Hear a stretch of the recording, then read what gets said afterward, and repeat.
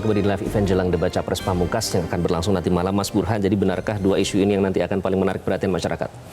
Kesehatan dan pendidikan. Isunya sebenarnya lebih relatable ya dengan banyak kepentingan publik. Berbeda dengan debat Cawapres terakhir. Itu isunya terlalu langit gitu ya. Kalau sekarang isu berkaitan dengan pendidikan, isu berkaitan dengan kesehatan, isu berkaitan dengan kesejahteraan sosial, itu isu-isu yang menjadi semacam isu publik ya sehari-hari. Dan kebetulan kalau ditanya, memang isu itu yang muncul dalam survei ya.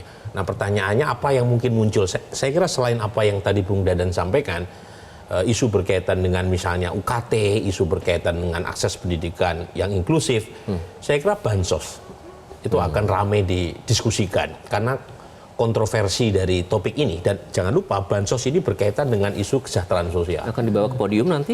Dugaan saya begitu, karena bagaimanapun bansos ini kan ada aspek-aspek yang bisa dikuliti kan. Misalnya mengapa ada rapelan bansos dari 3 bulan sampai bulan Juni kemudian didahulukan sebelum pemilu.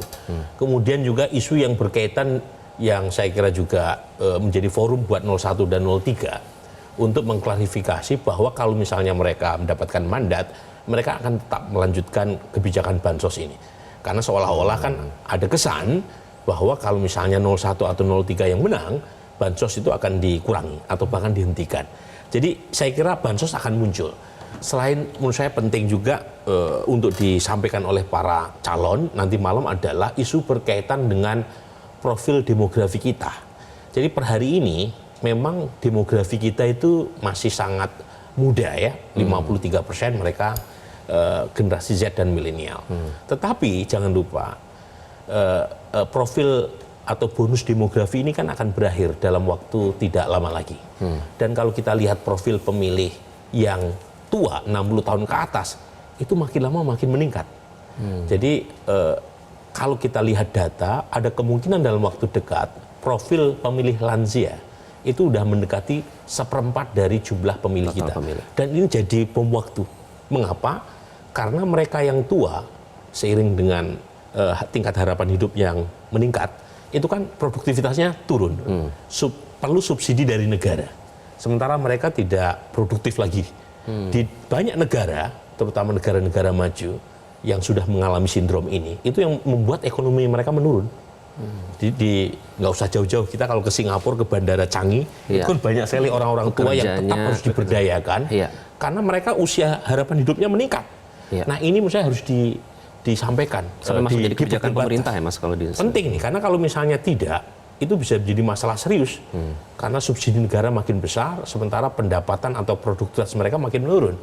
Dan itu yang menyebabkan banyak negara maju yang mengalami stagnasi, bahkan resesi ekonomi akibat ini.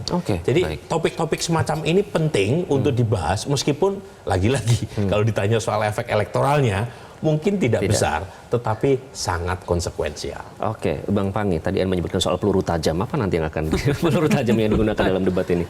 Iya, saya pikir tentu perdebatan itu tentu harus terukur mereka ya. Pasti based on data tetap mereka akan mainkan. Gimmick tetap mereka akan pertimbangkan. Cuma juga akan mencari underdog efek bahwa orang akan empatik. Itu tentu mereka akan pertimbangkan juga. Karena ini debat pamungkas, debat terakhir.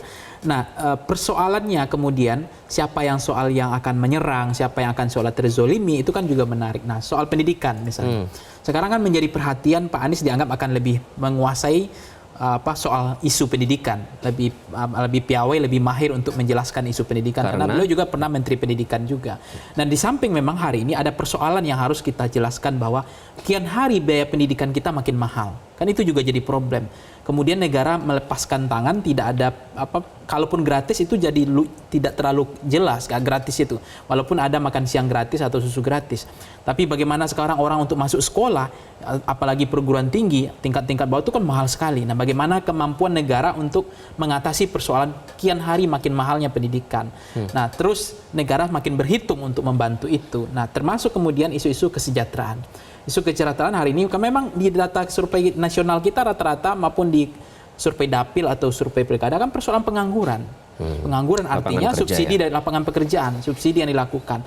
Nah, dalam konteks ini kita memahami bahwa adanya bansos ya, BLT, kemudian Raskin dan seterusnya.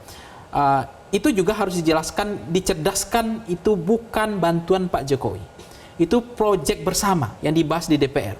Supaya masyarakat juga tercerahkan bahwa ini tidak boleh dipersonalisasi, dipersonifikasi, atau untuk kepentingan aspek-aspek elektoral salah satu calon presiden. Kenapa penting untuk mencerahkan masyarakat dari forum ini harus debat, disampaikan karena memang sampai di benak publik sejauh ini itu bantuannya Pak Jokowi.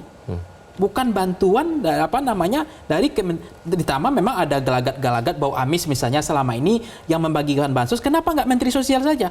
Sampai Menteri Sosial hari ini nggak ada job lagi karena anggaran bansos pun bisa pindah. Tapi sampai harus dijelaskan di podium pada harus saat dijelaskan soal kenapa bisa anggaran Kemensos yang selama ini dikelola oleh bansos dikelola Kemensos tiba-tiba bisa hilang.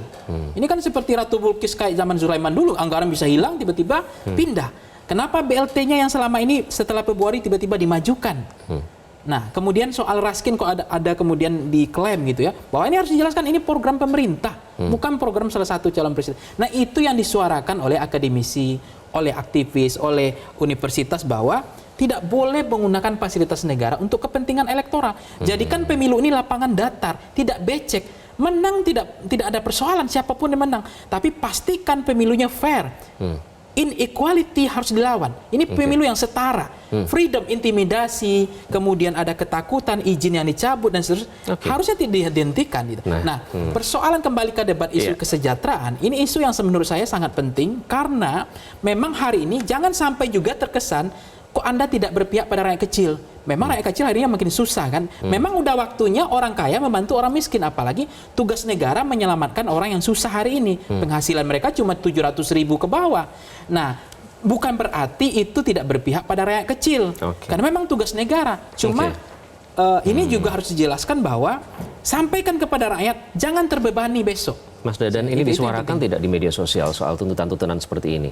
Ya, sementara memang kalau dari tren yang kami coba siasati dan juga coba lihat dari tren percakapan ini memang lebih banyak mayoriti percakapan tuh kepada dua aspek yang tadi ya, tapi tidak menutup kemungkinan bahwa tadi topik-topik mengenai isu ketenaga kerjaan, lalu juga bansos dan lainnya trennya ada, tapi mungkin dalam analisis workload kami tidak begitu dominan. Kata-kata itu muncul tidak keywordnya? Kalau dari keyword sosial, bansos dan lain-lain sebetulnya kan ini karena baru beberapa waktu ini ya kita coba lihat trennya memang cukup meningkatnya. Tapi dalam periode analisis kami di tanggal 27 Januari hingga 2 Februari kemarin masih belum terlalu signifikan dalam analisis workload-nya secara percakapan di jagat maya seperti itu.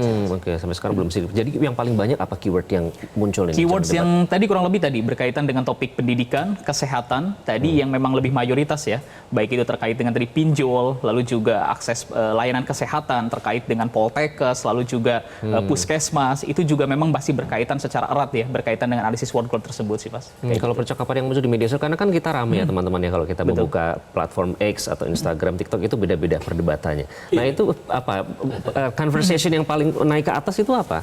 Kalau di antara dengan tema-tema yang sekarang sedang ramai, sebetulnya kan yang sedang ramai itu kemarin sempat tren itu yang lagi ramai itu berkaitan dengan salam 4 jari.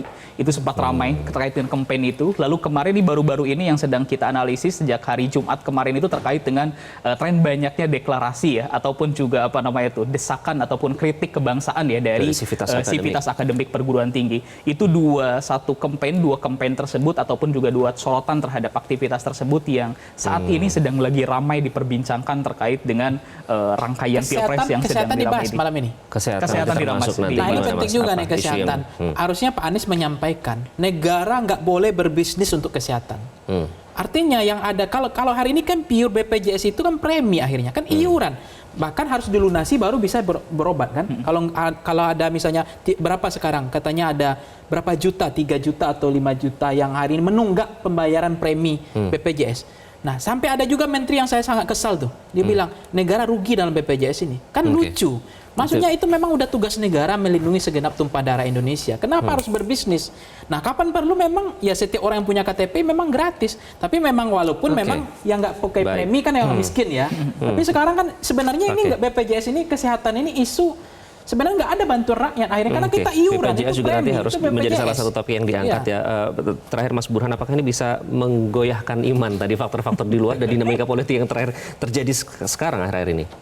Saya belum punya datanya, tetapi kita perlu melihat secara lebih sabar karena bagaimanapun kalau kita melihat dari sudut netizen ya, terutama yang saya aktif di X ya, itu menurut saya apa yang terjadi belakangan ini sangat negatif terhadap pemerintahan Presiden Jokowi. Tapi lagi-lagi kita nggak bisa mengambil kesimpulan dari populasi netizen yang aktif di X saja, karena hanya 5-7%. Proporsinya hanya Jadi kita sedikit ya. perlu lebih sabar untuk menunggu seberapa besar efek misalnya kritikan dari gerakan kampus terhadap keterlibatan pemerintah, kemudian soal atau concern demokrasi dan seterusnya.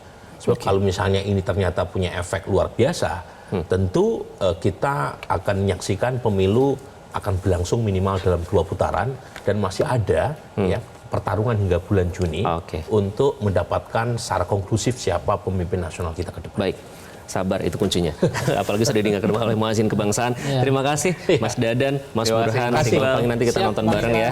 Jelajahi cara baru mendapatkan informasi. Download Metro TV Extend sekarang.